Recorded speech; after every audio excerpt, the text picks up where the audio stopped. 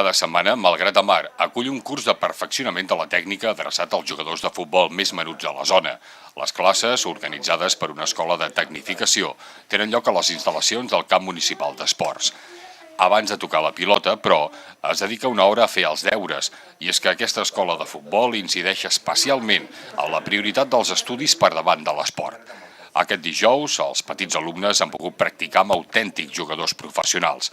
Han rebut la visita de 4 jugadors dels equips juvenils del Real Madrid, el Villarreal, l'Arsenal i el DAM.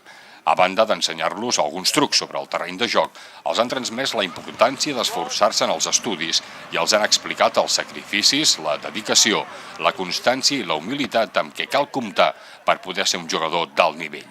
La regidora d'Esports, Anna Vega, ha lliurat un petit record a aquests 4 jugadors per tal d'agrair-los el fet d'haver-se desplaçat fins a Malgrat de Mar per transmetre als més menuts la necessitat de conjugar esport i estudis.